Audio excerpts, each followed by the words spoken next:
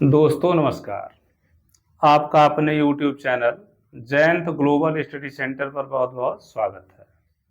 हम लोग एक्सरसाइज 4.4 में द्विघात समीकरण के मूल कैलकुलेट कर रहे हैं और इसमें श्रीधराचार्य विधि का हमको प्रयोग करना है और श्रीधराचार्य विधि से किसी द्विघात समीकरण के मूल कैसे कैलकुलेट करेंगे इसको हम इस क्वेश्चंस में एक्सप्लेन करेंगे।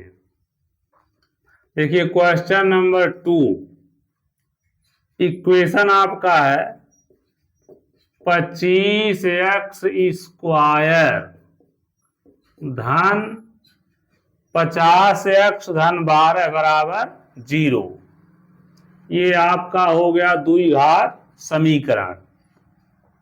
पहले इसको लिख लें, 25x स्क्वायर धन 50x धन 12 बराबर 0। अब इसकी तुलना आप लोग करेंगे, ax square plus bx plus c बराबर 0 से तुलना करने पर, ठीक है। तो यहां देखिए एक्स स्क्वायर का गुणांक a है और एक्स स्क्वायर का गुणांक कितना है 25। तो आप लिख लेंगे a बराबर कितना हो गया 25। x का गुणांक देखिए b है और फिर x का गुणांक 50 है, तो b बराबर हो जाएगा 50। और c जो है अचर पद है, तो c का मान कितना हो जाएगा 12। अब श्रीधराचार्य का यहां सूत्र लगाइए, x बराबर minus B plus minus under root में बी स्क्वायर माइनस 4ac बटे 2a। b का मान यहां रख दिया जाएगा 50 प्लस माइनस अंडर रूट में b का वर्ग है, तो 50 का वर्ग कर दीजिए, 4 गुणे a का मान कितना है 25 और c का मान हो जाएगा 12 बटे 2a। तो 2 गुणे a का मान कितना हो गया 25, ठीक। अगले स्टेप में माइनस 50 प्लस माइनस 50 का हम वर्ग करेंगे, तो 50 का 2 बार गुणा होगा 2500 हो जाएगा। 25 का 4 में पहले गुणा करिए 100 हो गया। 100 का फिर हम 12 में गुणा कर देंगे तो 1200 हो जाएगा। अब 25 का 2 में आप मल्टीप्लीकेशन करेंगे, कितना हो गया 50 माइनस 50 प्लस माइनस 2500 में से 1200 आप घटा दीजिए तो कितना आ जाएगा 1300 और बटे कितना हो गया 50, ठीक है। या x बराबर माइनस 50 प्लस माइनस, यहां देखिए 1300 है, तो 1300 को हम लिख लेंगे 13 गुणे 100 और बटे कितना हो गया 50। माइनस 50 प्लस माइनस 100 का देखिए वर्गमूल बाहर आ जाएगा तो 10 हो जाएगा और बटे कितना हो गया 50। अब देखिए पहले पद में और दूसरे पद में 10 हम क्या ले सकते हैं, कॉमन ले सकते हैं। 10 कॉमन लेंगे तो 50 में भाग देंगे तो 10 बचे 50, माइनस 5 हो जाएगा, प्लस माइनस 10 आपने बाहर लिया है तो अंडर रूट में कितना आ जाएगा 13 और बटे कितना हो गया 50। यहां 1 0 से 1 0 आप कैंसिल कर दीजिए, तो x बराबर -5 प्लस माइनस करड़ी में 13 बटे क्या हो जाएगा 5।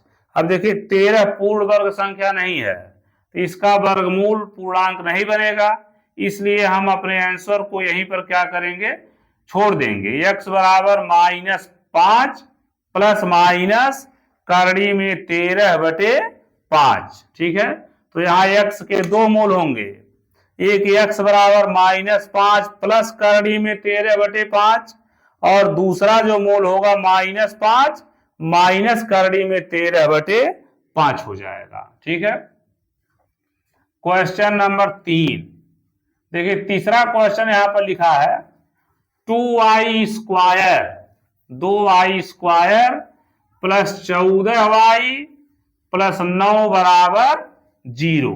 ठीक है, तो यह जो समीकरण है इसमें y के पदों में है, तो हम उसी तरह से द्विघात समीकरण भी यूज करेंगे। Question number 3 2y² plus 14y plus 9 बराबर 0। इसकी तुलना हम करेंगे ay² प्लस by और प्लस c बराबर 0 से तुलना करने पर। ठीक है, अब देखिए y² का गुणांक a है और यहां y² का गुणांक कितना हो गया, 2 हो गया। y का गुणांक क्या है, b है और y का गुणांक कितना हो गया, 14 और अचर पद कितना है, c बराबर 9, यानी a बराबर 2 हो गया, b बराबर 14 हो गया, c बराबर 9 हो गया।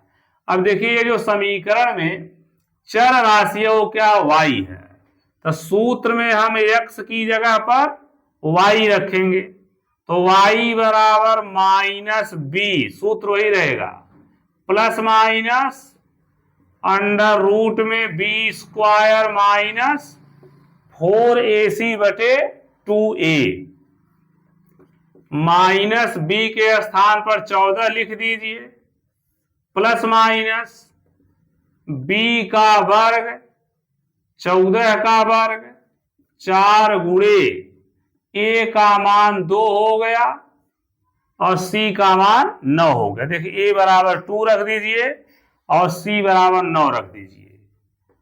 2 इंटू a की जगह पर कितना हो गया 2 या -14, यहां देखिए 14 का वर्ग है तो 14 का वर्ग का अर्थ हो गया 14 गुणे 14, गुणा कर लीजिए, 14 चौक कितना हो गया 56, हासिल कितना 5 और 14 का है 14, 14 5 19। ठीक है, अब ये 14 का वर्ग जब करेंगे तो 196 हो गया, इसमें मल्टीप्लाई करिए 4 दूना 8 और 8 नवा क्या हो गया 72 बटे 2 दूना कितना हो गया 4, -14 प्लस माइनस इसको घटा दीजिए, 196 में से 72 आप क्या करिए घटा दीजिए, तो देखिए 6 में से 2 घटा दीजिए 4 हो गया और 9 में से 7 घटा दीजिए कितना हो गया 2 हो गया, 1 बच गया। 6 में से 2 4, 9 में से 7 घट गया 2, 1 बच गया, यानी आपका हो गया 124 और बटे कितना हो गया 4 हो गया। अब देखिए अंडर रूट में जो राशि है उसका हमें वर्गमूल निकालना है, तो जब फैक्टराइजेशन करेंगे तो इसको लिख दीजिए 4 गुणे 31 और बटे कितना हो गया 4, 4 का है 4 हो गया और 4 तिया 12। ठीक है, अब यहां से देखिए -14, 4 बाहर आ जाएगा तो 4 का वर्गमूल कितना हो जाएगा 2 और करड़ी में 31/4। वो अंश में देखिए दोनों पदों में 2 कॉमन ले सकते हैं, तो 2 कॉमन लेंगे 2 सते 14 -7 प्लस माइनस 2 बाहर आ गया और करड़ी में हो गया 31 और बटे 4। अब 2 से इसको आप कैंसिल कर सकते हैं, 2 दूना 4, तो y बराबर -7 और प्लस माइनस करड़ी में 31 बटे कितना हो गया 2, y बराबर -7 प्लस माइनस करड़ी में 31 बटे 2। अब देखिए अंडर रूट में 31 है, 31 है, यह पूर्ण वर्ग संख्या नहीं है तो इसका वर्गमूल एक पूर्ण संख्या होगा नहीं, तो इसका आंसर इतने पे ही क्या किया जाएगा, स्टॉप कर देंगे। y बराबर -7 प्लस माइनस करड़ी में 31 बटे कितना हो जाएगा 2 हो जाएगा। ठीक है, एक सवाल और है उसको भी सॉल्व कर लेते हैं, क्वेश्चन नंबर 4। ठीक है, चौथा क्वेश्चन है 2x² - 3x + 4 = 0। Question number 4, 2x² - 3x + 4 = 0 equation number 1 मानिए। इसकी तुलना कर लिया जाए, ax² + bx + c बराबर 0 से तुलना करने पर, तुलना करेंगे तो x² का गुणांक a है, x² का गुणांक 2 हो गया, यानी a बराबर 2, b बराबर कितना होगा -3, x का गुणांक b है, x का गुणांक -3 है, और c बराबर कितना हो जाएगा 4। अब यहां सूत्र लगाएंगे, x बराबर -b plus minus under root में b² - 4ac बटे 2a।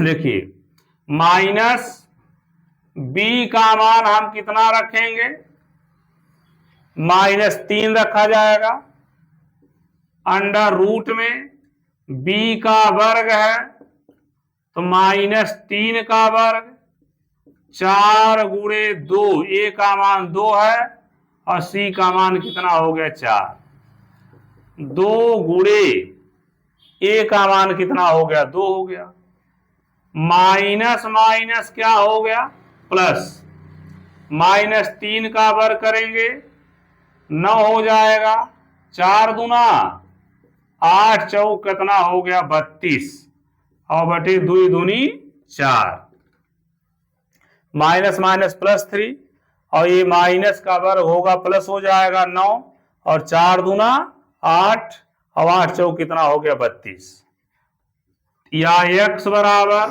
3 plus minus under root में 9 में से 32 घटेगा तो -23